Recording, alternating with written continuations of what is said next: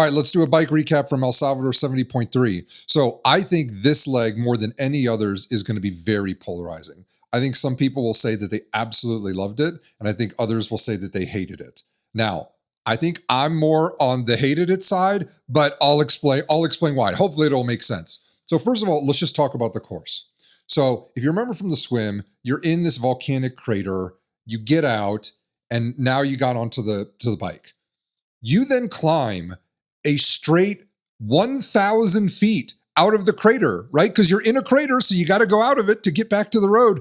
1,000-foot climb straight out of the swim. Even where you were getting on your bike, it was uphill. So, if you're not really good with like clipless pedals, for example, there were a lot of people struggling just to like get on the bike and get enough momentum to start climbing the hill. A couple of things to know about the bike course. Yes, it was hilly, but here's what you were doing. You were going on essentially the side of a freeway and you were going 2 laps. And so you're going up these hills and then you're going down these hills. And these hills, you're gaining a lot of speed.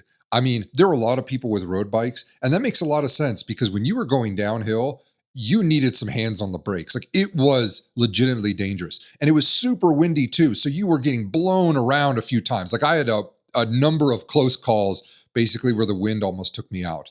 And so if you didn't have a lot of gearing going up the hills, you were struggling. If you were going down the hills and you couldn't brake really well, then you were struggling there as well. I said I hated the bike course. Now let me explain. I did not like the bike course because it was difficult. That is not my issue with it. There were 3 issues I had with the bike course. First is that unfortunately, because you're doing 2 laps on the side of a freeway, it was not that great in terms of like looking around or seeing El Salvador.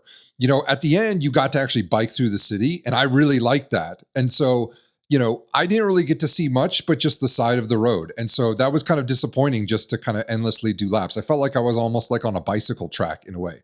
So it wasn't very like picturesque or memorable in that sense. It was just kind of a grind. Number 2, there were not enough aid stations. So it was blazing hot outside. And obviously the course is very difficult, very challenging. So there should be extra aid stations to give people fluids and water and, sustenance and all these types of things. And yet there were, I think, only like 2 aid stations during the entire course through the laps, and they were far apart. And so I don't think that the number of aid stations was meaningful. I ran out of water a couple times, even though I had 3 bottles plus hydration. So there just wasn't enough support, basically, I think, for the bike leg, given how difficult it was and the heat and the hills and everything there.